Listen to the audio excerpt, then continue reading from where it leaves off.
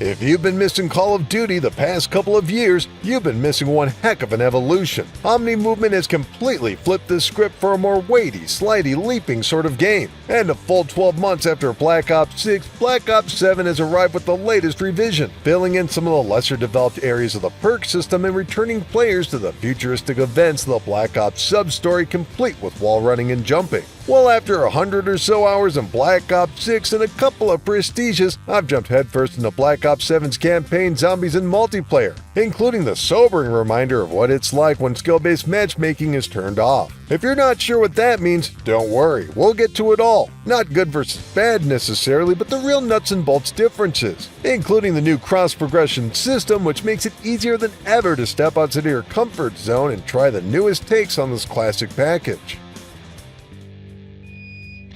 First things first, if you're interested in checking out Black Ops 6 or 7, you've got an absolute surplus of platforms to choose from. We've got the last generation PlayStation 4 and Xbox One, the current generation PlayStation 5 and Xbox Series S and X, and the original home of Call of Duty, the PC. And yes, that means you can dip into Xbox Game Pass Ultimate and PC Game Pass to get access to both. Arguably the biggest change to the Call of Duty formula is this year's Black Ops 7 campaign, which has been rebranded as a co-op campaign due to the total change in pacing and gameplay. Last year's Black Ops 6 included the traditional single-player presentation. Players relived a series of wet-work missions surrounding the late 1980s and early 1990s, while locked in a blockbuster presentation not unlike a giant amusement park ride. Black Ops 7 breaks from that style of setup for a style of game more akin to Destiny. Up to 4 players can join together, taking on the role of David Mason and his allies. This story continues the narrative surrounding a private secret of military, except this time players are reliving the events through a series of shared hallucinations and future technology. You'll still see full cutscenes and story beats, but that locked perspective and in-engine cutscene style? Nope,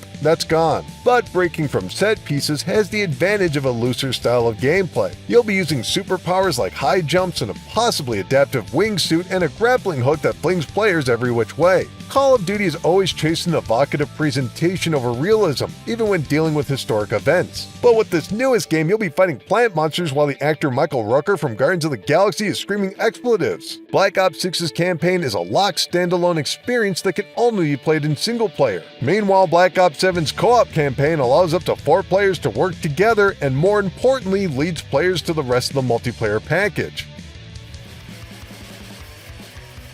For those not in the know, Call of Duty's online multiplayer in Zombies includes a progression system with unlockable perks, weapons, attachments, and more. This year, the global progression system allows players to level up their player and gear in any mode and carry it forward to a different section of the game. In previous years, the campaign was a closed-off standalone experience with no real connection to the long tail of multiplayer in Zombies. But Black Ops 7's co-op campaign will build up your player rank. For example, if you're making major progress on the AK-47 in the co-op campaign, you'll see all those levels applied to your multiplayer and zombie progress. No more barriers and no more restarts. With such a radical change in the campaign, the more familiar feature suite of competitive multiplayer might appear to be fairly similar to Black Ops 6, but there's a whole heck of a lot more going on under the hood.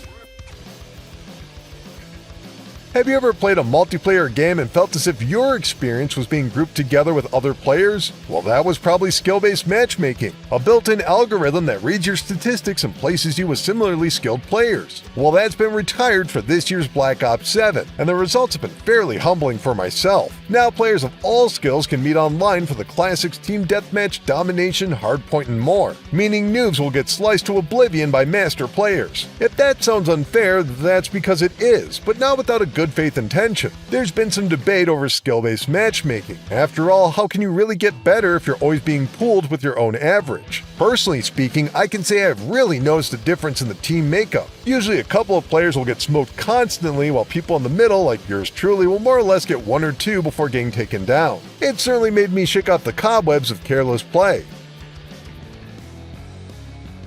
If you've been a fan of the Black Ops games, especially Black Ops 2, you'll recognize the fan favorites Express, Hijacked, and Raid. These maps have been remastered while leaving the gameplay itself virtually identical. For example, the wall running and jumping ability is held back by invisible walls, although some of these environments are reused in the cooperative campaign without this competitive limitation. Now that might sound as if these new abilities aren't featured, but that's really not the case. It's more of a hard-baked variety. The new maps such as Blackwater and Colossus include multiple areas that can only be accessed by mastering wall running and jumping. But if you didn't play last year's game, the Omni Movement's major changes have stayed. This includes the ability to sprint, slide, and dive in any direction, creating a much faster experience than years past. Seeing this tempo injected into the classic maps of Black Ops 2 requires a lot more discipline, as there's not nearly as much cover to slide into. One of the biggest changes to movement comes from the perk system. Tactical Sprint, the fastest sprint, has now been reserved as an option. In fact, the perk system has seen an overhaul from Black Ops 6, where aligning abilities would automatically build to a fourth perk. This built an additional level of strategy while admittedly de-incentivizing certain combinations. Black Ops 7 has rebalanced to allow for hybrid fourth perks for everyone. Knowing how frequently these systems see post-launch fixes, we'll have to wait and see how some of these combinations play out over the next year. Of all the features between Black Ops 6 and Black Ops 7, the Zombies mode feels the most complementary. Black Ops 6 is more of a tightly packed series of zombie challenges while climbing up a literal tower. Meanwhile, Black Ops 7 widens out the level design to include a more open environment complete with vehicles. Like I mentioned, they balance each other quite well. Black Ops 6 allowed for a more quick-hit style of game, while Black Ops 7 is a broader experience that requires a bit more time and attention. But I think if you're well-versed in the absurd mashup of horror and military history, you may want to give that cooperative campaign a first look. This gives players the unique enemies of the group's hallucinations, which function like many of the zombie enemies. Meanwhile, they're peppered with AI soldiers who use conventional weapons. The basic mission structure has a lot more in common with zombies than a traditional campaign. Either way, you can play solo, with friends, or group up with strangers. And unlike the competitive mode, you will be balanced based off your ability, with groups of different sizes given appropriate challenges. So which of these games is better? Well, like I mentioned up front, that's not really the point, as I'll be playing both of these for the next 12 months or so. But I can say that Black Ops 6 was a much tighter experience that didn't really afford players much exploration. Meanwhile, Black Ops 7 has the all-new skirmish mode with a much larger player count. If you're a fan of the popular Warzone, you'll see a lot of those features shared here, including huge environments with items and vehicles scattered throughout. Except this plays like domination, with locations on the map that must be held which get swapped out periodically. This becomes especially chaotic as both teams are stacked with 20 players each. This incorporates many of the abilities from the campaign, including the air suit, making landing on any objective directly fairly simple. Except of course you'll be wiped out by anyone defending the area. Imagine a freaky fast version of Battlefield 6 with a whole heck of a lot of lone wolves. So far this mode only has 2 maps, so again we'll have to watch how it evolves over the next year.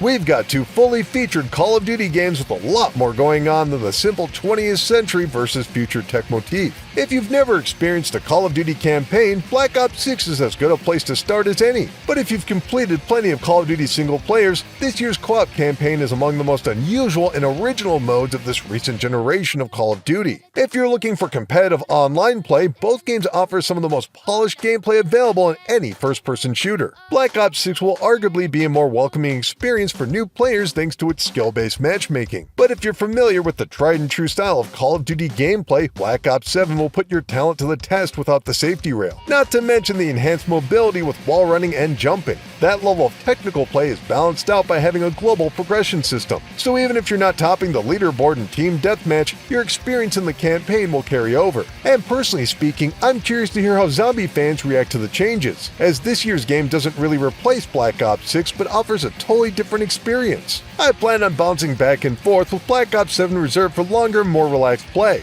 But now I want to hear back from you. Have you had a chance to play both of these games? Did you notice the changes that I mentioned? I especially want to hear back from you zombie players, so chat back in the comments, keep clicking around here at GameRant.com, and I'll see you in the next video. Thanks everybody!